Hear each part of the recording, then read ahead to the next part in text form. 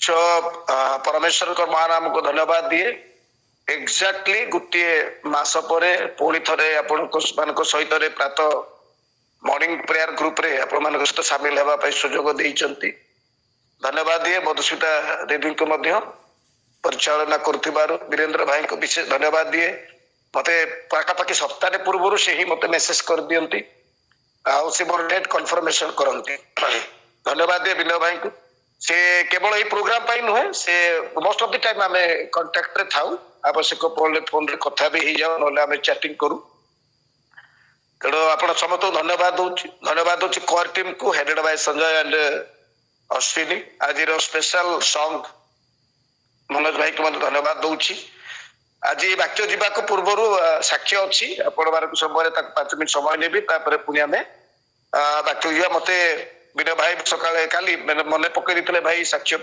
देवाई भूलिबे नहीं तो आपण मैंने बहुत दिन तलू मो प्रेयर कर देथिले हमर प्रमोशन ड्यू थिला एक्चुअली दीटा प्रमोशन ड्यू थिला बट ईश्वर को अनुग्रह रे गुटे प्रमोशन ए मास गत मास 26 तारिख रे बाहरी 53 जनकर फाइल पुट पीला किंतु 15 जनकर बाहरी ता भीतर मोर 1 नंबर थिला तेणु आपण समस्त को विशेष विशेष धन्यवाद आपण माने मो प्रार्थना करथिले आ प्रार्थनार उत्तर स्वरूप सी आमे पाइछु आ प्रमोशन देइचंती तेणु ईश्वर को महानाम को धन्यवाद देवा सहित रे आपण धन्यवाद दिए पुणी धन्यवाद दिए से 2 वर्ष बैक रु से प्रमोशन देइचंती 1/10/2022 डेरी हला किंतु से रेट्रोस्पेक्टिवली देइचंती खाली प्रार्थना करिबा प्रमोशन हला परे से allow to continue as still further orders करचंती यानी के प्रमोशन हला परे प्रमोशन पोस्ट से देई नाहंती तेणु सेटा प्लेस ऑफ पोस्टिंग पई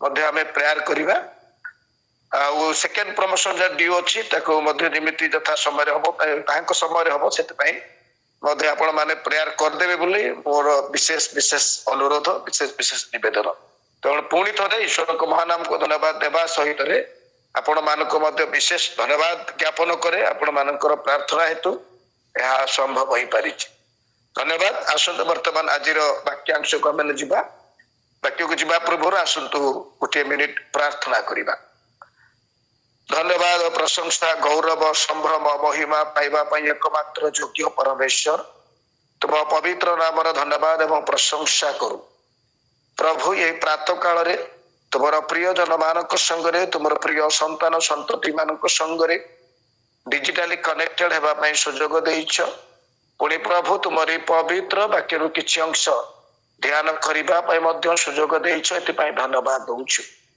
उपासना आरंभ रे पर्यंत तुम नामर गौरव करी प्रभु आम गीत गान कलु वाक्य अध्ययन कलु से समस्त विश्व रे तुम आम अनुग्रह करिछ एवं आम प्रति ध्यान देइछ सेति पई धन्यवाद दउछु वर्तमान प्रभु वाक्य मुख्यांश को माने प्रवेश करबा पई जाउछु तुम आम संगरे सहवर्ती परमेश्वर हुआ पवित्र आत्मा कर चालना एवं चेतना दियो बुझिबार शक्ति दियो जेपरि प्रभु यह आमनकर आत्मिक जीवन एक माइल खुंट हम से तुम्हें दया कर प्रार्थना शुणिल धन्यवाद दे समस्त विषय तुम्हारे पवित्र हस्त समर्पण करी नित्य जीवित प्रिय प्रभु जीशु ख्रीष्ट पवित्र नाम रे मागिलु आमेन आमेन आमे जदि मन थिबो ताले आमे एक्जेक्टली 3/11/2024 रे आलोचना करूथलु पवित्र परमेश्वर महापवित्रता संपर्क रे आ सेदिन भी मु आपण मानक सामने रखी यार द्वितीयांश परवर्ती अध्याय जदि ईश्वर अनुग्रह करती ताले आलोचना करिबा बोली तेणु आज यार द्वितीयांश आलोचना करिबा तेबे रिकैप जदि करिबा आमे गत मासर प्रथम अध्याय बा प्रथम अंश रे ताले आमे सेठी आलोचना करिथिलु पवित्र परमेश्वर महापवित्र अटंती परमेश्वर निजर पवित्रता रक्षण रे उद्योगीशील परमेश्वर अटंती परमेश्वर कौन सी परिस्थिति रे मध्य तांकर पवित्रता सहित कॉम्प्रोमाइज करि न थांती जदि से प्रकार परिस्थिति आसिले आमे देखुतलु जे से immediate and very severe action नियंती सेथिरे से मुखापेक्षा करंती नाही चाहे से निज सादृश्य रे निर्मित मनुष्य हो किंबा स्वर्गर किरूब किंबा दूतगण होंतु जेहेतु से पवित्र एवं तांकर समस्त विश्व पवित्र तेणु सी आमको मध्य पवित्र କରିବା ପାଇଁ ଇଚ୍ଛା କରନ୍ତି, ପୁଣି ଏମାନଙ୍କୁ ପବିତ୍ର କରନ୍ତି, ପବିତ୍ର ହେବା ପାଇଁ ନିର୍ଦ୍ଦେଶ ଏବଂ ଆଦେଶ ଦିଅନ୍ତି। ଆଜି ଆମେ ଦେଖିବା ପରମେଶ୍ୱର କେବଳ ନିଜେ ପବିତ୍ର ନୁହନ୍ତି, ମାତ୍ର ତାହାଙ୍କର ସମସ୍ତ ବିଷୟ ହିଁ ପବିତ୍ର। ତାହାଙ୍କର ନାମ ପବିତ୍ର, ତାହାଙ୍କର ବାସସ୍ଥାନ ପବିତ୍ର, ତାହାଙ୍କର ବାକ୍ୟ ପବିତ୍ର, ତାହାଙ୍କର ଅଦ୍ୱିତୀୟ ପୁତ୍ରଙ୍କ ରକ୍ତ ପବିତ୍ର, ପୁଣି ତାହାଙ୍କର ଆତ୍ମା ମଧ୍ୟ ପବିତ୍ର। ଏ ବିଷୟରେ ଆମେ ଅଳ୍ପ ଅଳ୍ପ ସମୟ ଟଚ୍ କରିବା, ଯେତିକି ସମ୍ଭବ ଆମମାନଙ୍କର ସମୟ ହବ। ଆମେ ଗତର ଦେଖିଥିଲୁ ପରମେଶ୍ୱର ନିଜେ ପବିତ୍ର ଅଟନ୍ତି। ଆଜି ଆମେ ଦେଖିବା ପରମେଶ୍ୱରଙ୍କର ନାମ ପବିତ୍ର ଅଟେ। ପରମେଶ୍ୱରଙ୍କର ନାମ ଏବ୍ରି ନାମ ଜିହୋଭା, ତାର ସ୍ପେଲିଂ ଯଦି ଆମେ ଇଂରାଜୀରେ କରିବା ତାହେଲେ YHWH, ସେଥିରେ ଆମର ଭାୱେଲ୍ସ ନାହିଁ, YHWH। ଏହି ନାମକୁ ଏତେ ପବିତ୍ର ଯେ ନାମ ଯିହୁଦୀ ମାନେ ସମ୍ମାନ ଏବଂ ଭୟରେ ଏହି ନାମକୁ କେବେ ମଧ୍ୟ ଉଚ୍ଚାରଣ କରୁନଥିଲେ। କେବଳ ମହାଯାଜକ ସମସ୍ତଙ୍କ ତରଫରୁ ବର୍ଷକୁ ଥରେ ମାତ୍ର ପାପାର୍ଥକ ବଳି ଉତ୍ସର୍ଗ କରିବା ସମୟରେ ଉଚ୍ଚାରଣ କରୁଥିଲେ। ଆଜି ମଧ୍ୟ ଆମେ ପଢୁଥିଲୁ ଏବ୍ରି ତାର 9 ପର୍ବ 1ରୁ 7, ଆପଣ 6 ଏବଂ 7 ଯଦି ଆପଣ ଦେଖିବେ, ସେଥିରେ ଅତି ପ୍ରାଞ୍ଜଳ ଭାବରେ ଲେଖାଯାଏ ଯେ ସମାଗମ ତମ୍ବୁର ପ୍ରଥମାଂଶ ଯୋଉଟା ପବିତ୍ର ସ୍ଥାନ, ଯୋଉଟା ପାର୍ଥିବ ପବିତ୍ର ସ୍ଥାନ, ସେଥିରେ ମହାଯାଜକ ସର୍ବଦା ପ୍ରବେଶ କରୁଥିଲେ। କିନ୍ତୁ ତାର ଦ୍ୱିତୀୟ ଭାଗ ଯୋଉଟା ଥିଲା ମହାପବିତ୍ର ସ୍ଥାନ, ସେ କେବଳ ବର୍ଷକୁ ଥରେ ସେଥିରେ ପ୍ରବେଶ କରୁଥିଲେ। ଆଉ ସେ ଖାଲି ହାତରେ ପ୍ରବେଶ କରୁନଥିଲେ, ମାତ୍ର ଇସ୍ରାଏଲ ମାନେ ଅଜଣାତରେ ଯେଉଁ ସବୁ ପାପ କରୁଥିଲେ, ସେ ପାପର ପ୍ରାୟଶ୍ଚିତ ବଳି ସ୍ୱରୂପ ଯେଉଁ ମେଷର ରକ୍ତ ନେଇକି ସେ ତା ଭିତରେ ପ୍ରବେଶ କରୁଥିଲେ। ଆଉ ସେ ମହାଯାଜକ କେବଳ ବର୍ଷକୁ ଥରେ ଏହି ମହାପବିତ୍ର ନାମକୁ ଉଚ୍ଚାରଣ କରୁଥିଲେ। It is so holy that each and everybody cannot pronounce his name. ତାଙ୍କର ମହାପବିତ୍ର ନାମକୁ ହାଲୁକାରେ କେବେ ବି କେହି ତାକୁ ଉଚ୍ଚାରଣ ମଧ୍ୟ କରୁନଥିଲେ। ସେଥିପାଇଁ ଦଶ ଆଜ୍ଞାରେ ମଧ୍ୟ ନିର୍ଦ୍ଦେଶ ଦିଆଯାଇଛି। ଆମେ ତାକୁ ପଢୁଛେ, କିନ୍ତୁ ତାର ମହତ୍ଵ ଏଥିପାଇଁ କୁହାଯାଇଛି। ଯାତ୍ରା ତାର 20 ପର୍ବ 7 ପଦ ଯଦି ଆମେ ପଢୁ, ତେବେ ଲେଖାଯାଏ, ତୁମ୍ଭେ ଆପଣା ସଦାପ୍ରଭୁ ପରମେଶ୍ୱରଙ୍କର ନାମ ମିଥ୍ୟାରେ ନେବ ନାହିଁ, ଯେହେତୁ ଯିଏ କେହି ତାହାଙ୍କର ନାମ ମିଥ୍ୟାରେ ନିଏ, ସଦାପ୍ରଭୁ ତାହାକୁ ନିରାପରାଧ ଗଣନା କରିବେ ନାହିଁ। ଅର୍ଥାତ୍ ପବିତ୍ର ପରମେଶ୍ୱରଙ୍କର ପବିତ୍ର ନାମକୁ ମିଥ୍ୟାରେ କିମ୍ବା ହାଲୁକାରେ ନେବା ଏକ ଅପରାଧ ଅଟେ। ଏହା ଏତେ ପବିତ୍ର ଯେ ସେଇ ନାମକୁ ଆପଣ କେବେ ବି ହାଲୁକାରେ କିମ୍ବା ମିଥ୍ୟାରେ ଉଚ୍ଚାରଣ ମଧ୍ୟ କରିବା ନିଷେଧ କରାଯାଇଛି। It is so holy. ସେହିପରି ଆମେ ଯେତେବେଳେ ଆଦର୍ଶ ପ୍ରାର୍ଥନାକୁ ଦେଖୁଛେ, ସେଥିରେ ମଧ୍ୟ ଆମେ ପ୍ରାରମ୍ଭରୁ ହିଁ ସମ୍ବୋଧନ କରି କହୁଛେ, ହେ ଆମ୍ଭମାନଙ୍କର ସ୍ୱର୍ଗସ୍ଥ ପିତ, ତୁମ୍ଭ ନାମ ପବିତ୍ର ବୋଲି ମାନ୍ୟ ହଉ। ଅର୍ଥାତ୍ ପ୍ରଭୁଙ୍କର ପରମେଶ୍ୱର ମହାପବିତ୍ର ନାମ ଏତେ ପବିତ୍ର ଯେ ଆମେ ଆମର ପ୍ରତ୍ୟେକ ଦିନ ଆଦର୍ଶ ପ୍ରାର୍ଥନାରେ ମଧ୍ୟ ଆମେ ତାଙ୍କର ନାମ, ବାକି ସମସ୍ତ ବିଷୟକୁ ପଛରେ ଆମେ କରୁଛୁ, କିନ୍ତୁ ପ୍ରଥମେ ତାଙ୍କର ନାମ ପବିତ୍ର ବୋଲି ମାନ୍ୟ ହଉ, ଏହା କହି ଆମମାନଙ୍କର ଆଦର୍ଶ ପ୍ରାର୍ଥନାର ମଧ୍ୟ ଆମେ ଆରମ୍ଭ କରୁଛୁ। ପ୍ରଭୁଙ୍କର ପ୍ରିୟଜନ ମାନେ ଏହି ସମସ୍ତ ବାକ୍ୟାଂଶରୁ ଆମେ ବୁଝିପାରୁଛୁ ଯେ ପରମେଶ୍ୱରଙ୍କର ନାମ ଅତି ପବିତ୍ର ଅଟେ, ଆଉ ସେଇ ନାମକୁ ହାଲୁକା ଭାବରେ କିମ୍ବା ମିଥ୍ୟାରେ ନେବା ଏକ ଅପରାଧ ଅଟେ। ଦ୍ୱିତୀୟ ଆମେ ଦେଖିବା ପରମେଶ୍ୱରଙ୍କର ବାସସ୍ଥାନ ପବିତ୍ର ଅଟେ। ବାକ୍ୟ କୁହେ ଯିଶାୟା ତାର 66 ପର୍ବ 1 ପଦରେ, ସ୍ୱର୍ଗ ତାହାଙ୍କର ସିଂହାସନ ଆଉ ପୃଥିବୀ ତାହାଙ୍କର ପାଦପୀଠ। ସେ ଏତେ ବିରାଟକାୟ ସନାତନ ପରମେଶ୍ୱର, ଆଉ ସେ ତାହାଙ୍କର ବାସସ୍ଥାନରେ ବାଇବଲରେ ଲେଖାଯାଏ, ଗୀତ ତାର 68:35 ପ୍ରଥମାଂଶରେ, ହେ ପରମେଶ୍ୱର, ତୁମ୍ଭେ ଆପଣା ପବିତ୍ର ଧାମରେ ଭୟଙ୍କର ଅଟ। Awesome is God from his sanctuary.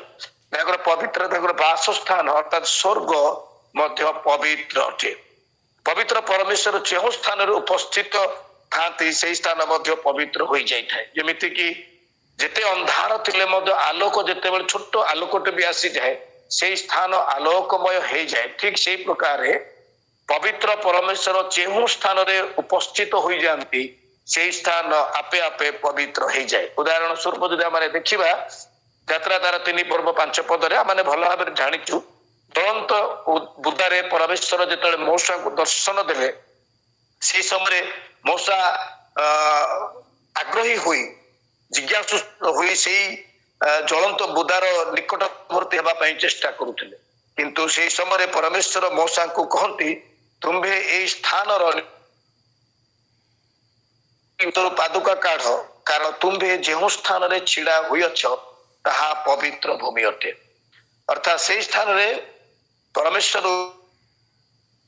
ଆଉ ସେଇ ସ୍ଥାନକୁ ମଧ୍ୟ ପବିତ୍ର ହେବାର ଆମେ ଦେଖୁଛୁ। ଆଜି ଆମେ ଜାଣିପାରୁଛୁ ଜେରୁସାଲେମକୁ ଆମେ ପବିତ୍ର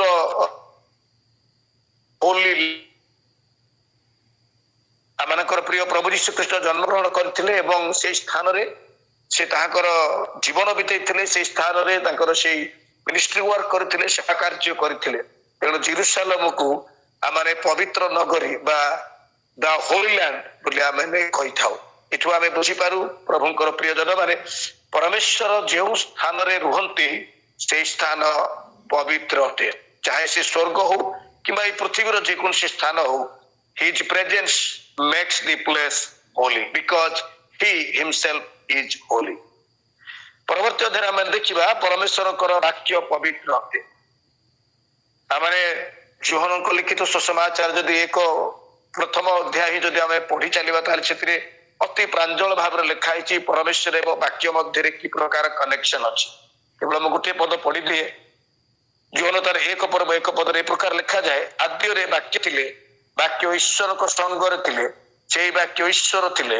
ଯେହେତୁ ଏଠୁ ଆମେ ଜାଣିପାରୁଛୁ ଯେହେତୁ ପରମେଶ୍ୱର ଓ ତାହାଙ୍କର ବାକ୍ୟ ଏକ ଅଟନ୍ତି, ତେଣୁ ପରମେଶ୍ୱର ପବିତ୍ର ହୋଇଥିବାରୁ ତାହାଙ୍କର ପ୍ରତ୍ୟେକ ମୁଖ ନିଃସୃତ ବାକ୍ୟ ମଧ୍ୟ ପବିତ୍ର ଅଟେ।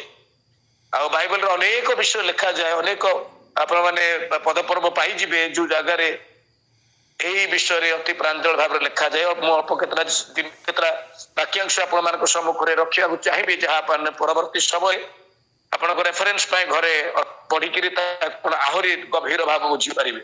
ଯେମିତି ଗୀତ ତାର 138ର ଦ୍ୱିତୀୟ ପଦର ଶେଷାଂଶକୁ ଲେଖାଯାଏ, କାରଣ ତୁମ୍ଭେ ଆପଣାର ସକଳ ନାମ ଅପେକ୍ଷା ଆପଣ ବାକ୍ୟ ମହତ କରିଅଛ।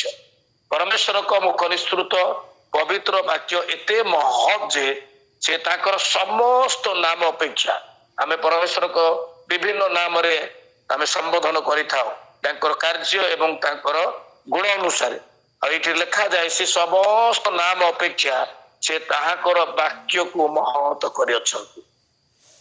ତେଣୁ ଯଦି ଆପଣ ମାନେ ପଢିବେ ଯୋହନ ତାର 15 ପର୍ବ 3 ପଦ ହଉ କିମ୍ବା ପ୍ରଥମ ପିତର ତାର 1 ପର୍ବ 23ରୁ 25 ହଉ କିମ୍ବା ଜିସାୟ ତାର 40 ପର୍ବ 8 ପଦ ହଉ, ଏ ସମସ୍ତ ବାକ୍ୟ ଗୁଡିକରେ ଆପଣ ମାନେ ଜାଣିପାରିବେ ଯେ ସେ ବାକ୍ୟ ପବିତ୍ର ହେଇଥିବାରୁ ଆଉ ସେ ଆମକୁ ପବିତ୍ର କରିବାକୁ ଚାହୁଁଥିବାରୁ ସେ ପବିତ୍ର ବାକ୍ୟ ଦେଇ ହିଁ ଆମକୁ ପବିତ୍ର କରିଥାନ୍ତି। ଗୋଟିଏ କେବଳ ପଢିବା ଆମେ ଯୋହନ ତାର 15 ପର୍ବ 3 ପ୍ରକାର ଲେଖାଯାଏ। ଜନ୍ ଚାପ୍ଟର 15 ଭର୍ସ 3ରେ, ମୁଁ ତୁମ୍ଭମାନଙ୍କୁ ଯେଉଁ ବାକ୍ୟ କହିଅଛି ସେଥି ଯୋଗୁଁ ତୁମ୍ଭେ ମାନେ ପରିଷ୍କୃତ ହୋଇସାରିଅଛ। ଅର୍ଥାତ୍ ପରମେଶ୍ୱର ଆମମାନଙ୍କୁ ତାହାଙ୍କର ପବିତ୍ର ବାକ୍ୟ ଦେଇ ପବିତ୍ର କରିଥାନ୍ତି। ପୁଣି ଆମେ ଦେଖୁ ପ୍ରଭୁ ଯୀଶୁ ଯେତେବେଳେ ପିତାଙ୍କ ନିକଟରେ ତାହାଙ୍କର ଶିଷ୍ୟମାନଙ୍କ ପାଇଁ ପ୍ରାର୍ଥନା କରନ୍ତି, ସେ ସମୟରେ ମଧ୍ୟ ସେ କହନ୍ତି, ସେ ଯୋହନ ତାର 17 ପର୍ବର 17 ପଦରେ, ସତ୍ୟ ଦ୍ୱାରା ସେମାନଙ୍କୁ ପବିତ୍ର କର, ତୁମ୍ଭର ବାକ୍ୟ ତ ସତ୍ୟ ଅଟେ। His words are truth। ସେଥିପାଇଁ ଆମେ ବାଇବେଲକୁ ପବିତ୍ର ବାଇବେଲ ବୋଲି କହୁଛୁ। ଆଉ ଏଥିରେ ଲିଖିତ ଏବଂ କଥିତ ବାକ୍ୟକୁ ଆମେ ପବିତ୍ର ବାକ୍ୟ ବୋଲି ଆମେ କହୁଛୁ। ତେଣୁ ପ୍ରିୟ ମାନେ ଆମେ ଦେଖୁ ଯେ ପରମେଶ୍ୱରଙ୍କର ପ୍ରତ୍ୟେକ ବାକ୍ୟ ମଧ୍ୟ ପବିତ୍ର ଅଟେ।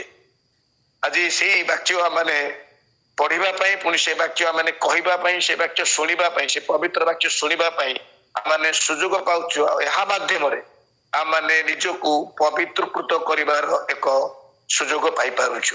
ପରବର୍ତ୍ତୀ ଅଧ୍ୟାୟରେ ଆମେ ଦେଖିବା ତାହାଙ୍କ ଅଦ୍ୱିତୀୟ ପୁତ୍ରଙ୍କର ରକ୍ତ ପବିତ୍ର ଅଟେ। କହିବା ବାହୁଲ୍ୟ, ଏ ବିଷୟରେ ଆମେ ସମସ୍ତେ ଜାଣିଛୁ।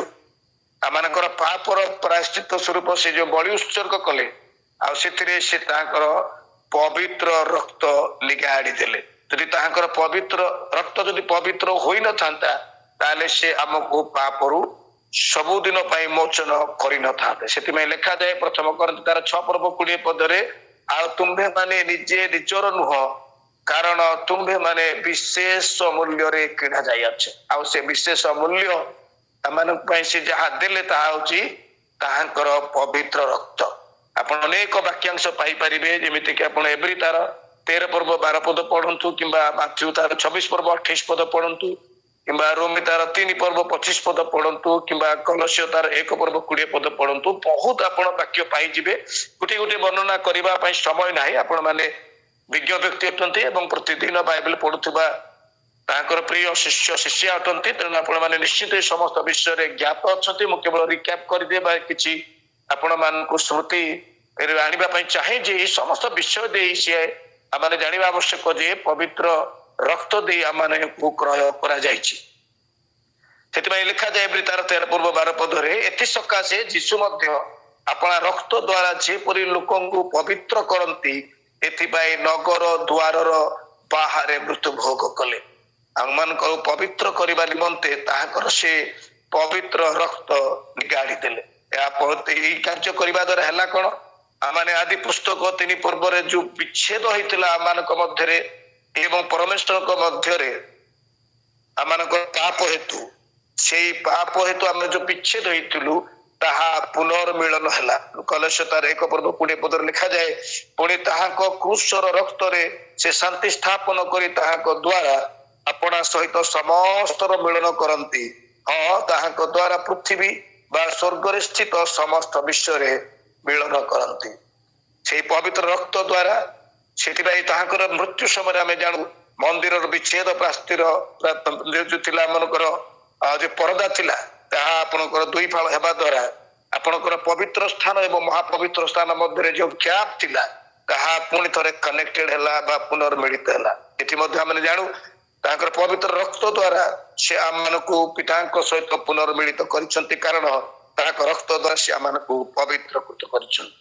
ଶେଷରେ ଆମେ ଦେଖିବା ପରମେଶ୍ୱରଙ୍କର ଆତ୍ମା ପବିତ୍ର ଅଟେ। ପରମେଶ୍ୱରଙ୍କର ତୃତୀୟ ବ୍ୟକ୍ତିତ୍ବ ପିତା, ପୁତ୍ର ଏବଂ ପବିତ୍ର ଆତ୍ମା।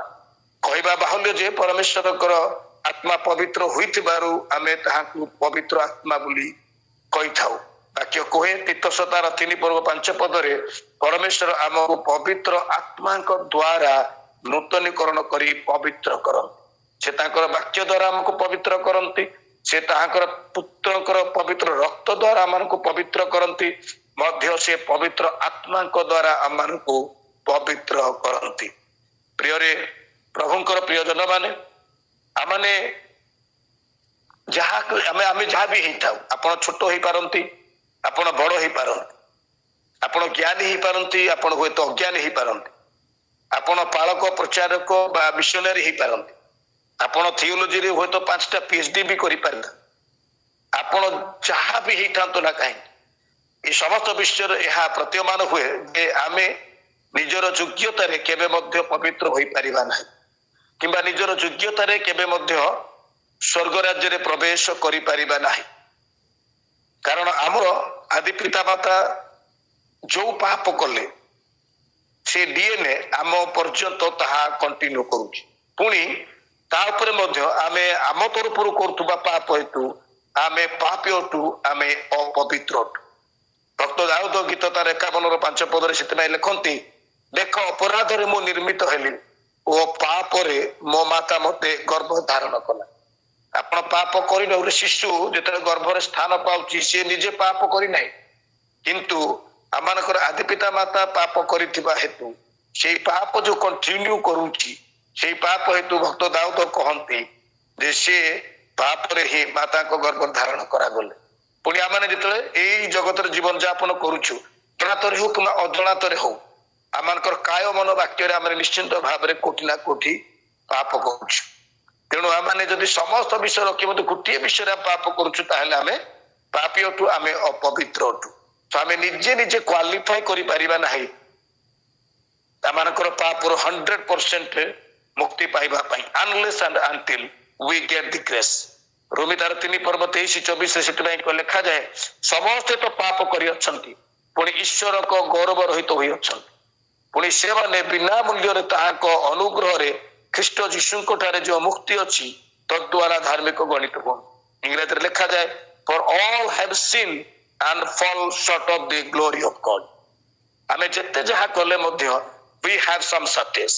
We cannot fulfill as per the requirement.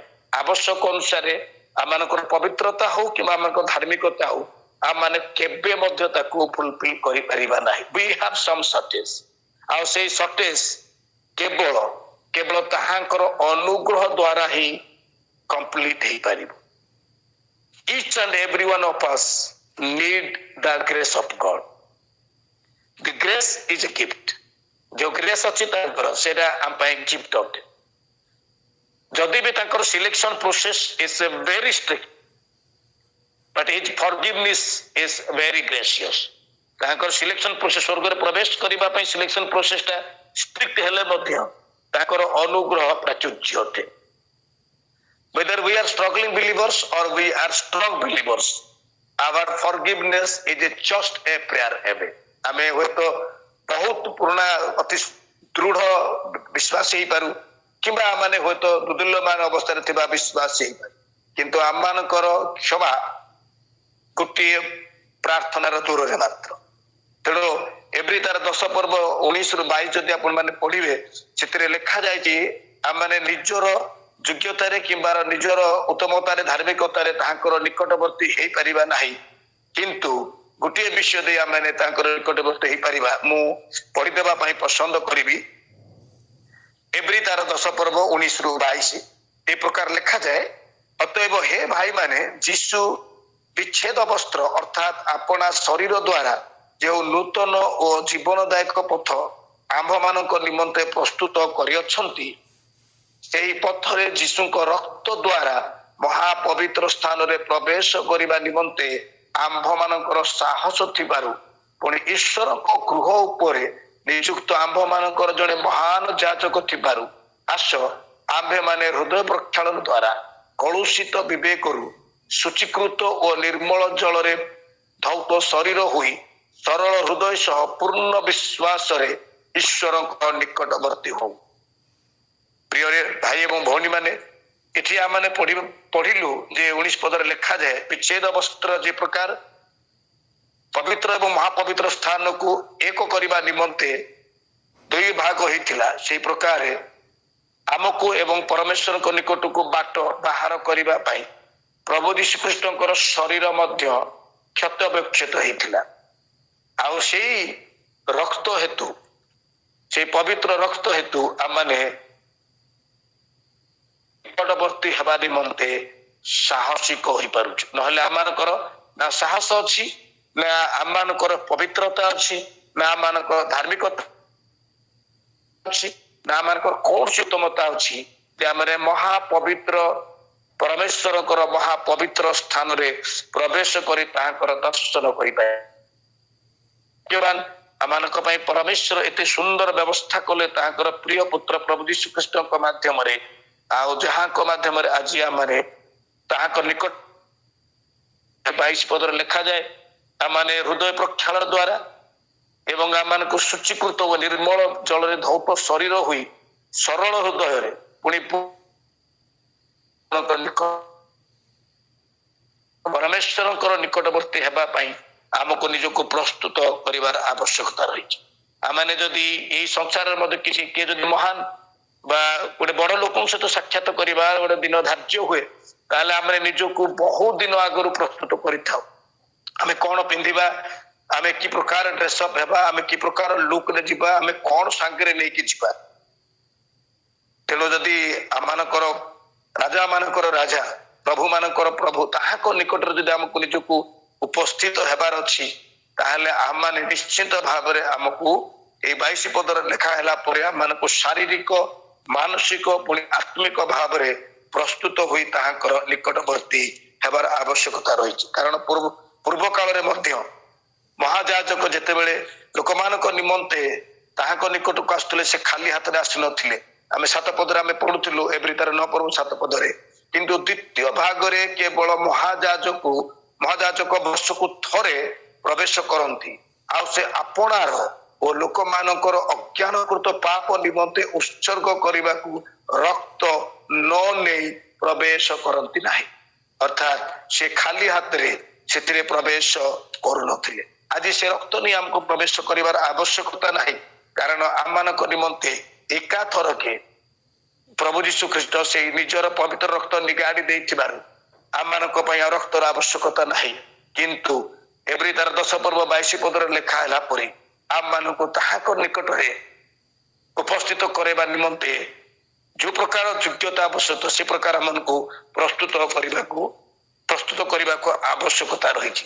ଏଭଳି ତାର 12 ପର୍ବ 1 ପଦରେ ମଧ୍ୟ ଲେଖାଯାଏ, ଆଉ ଆମମାନେ ତାଙ୍କ ନିମନ୍ତେ ପ୍ରସ୍ତୁତ ହେବାର ଆବଶ୍ୟକତା ରହିଛି। ପ୍ରିୟ ଭାଇ ଏବଂ ଭଉଣୀ ମାନେ, ଆସନ୍ତୁ ଆମେ ପରମେଶ୍ୱରଙ୍କର ଯୋଉ ପବିତ୍ରତା ରହିଛି ତାହାର ଯୋଗ୍ୟ ଆଚରଣ କରୁ। ଆମକୁ ଯେ ପବିତ୍ରତା ଦେଇଛନ୍ତି ତାହାର ମଧ୍ୟ ଆମେ ଯୋଗ୍ୟ ଆଚରଣ କରୁ। ଏହି ବାକ୍ୟ ଅନେକ ବିଷୟ ମାନେ ଆହୁରି ଆଲୋଚନା କରିପାରିବା, କିନ୍ତୁ ସମୟ ସାପେକ୍ଷ ଦୃଷ୍ଟିରୁ ମୁଁ ଅତି ସ୍ୱଳ୍ପରେ ତାଙ୍କର ପବିତ୍ରତା ବିଷୟରେ, ତାଙ୍କର ନାମର ପବିତ୍ରତା ବିଷୟରେ, ତାଙ୍କର ବାସସ୍ଥାନର ପବିତ୍ରତା ବିଷୟରେ, ତାଙ୍କର ପବିତ୍ର ଆତ୍ମାଙ୍କ ପବିତ୍ରତା ବିଷୟରେ, ତାଙ୍କର ଅଦ୍ୱିତୀୟ ପୁତ୍ରଙ୍କର ପବିତ୍ର ରକ୍ତ ବିଷୟରେ ଅଳ୍ପ ସମୟରେ ଆପଣ ସମୟ ଧାରଣା ଦେଲି।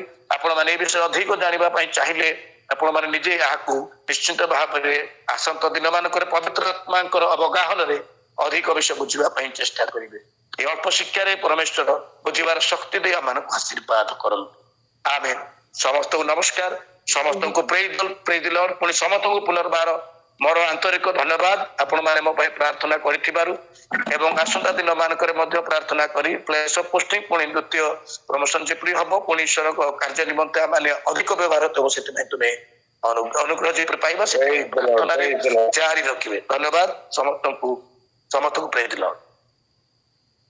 हालेलुया। आमेन आमेन हालेलुया। प्रेरित प्रभु का नाम रो धन्यवाद हो। से महान परमेश्वर सदा गौरव हो।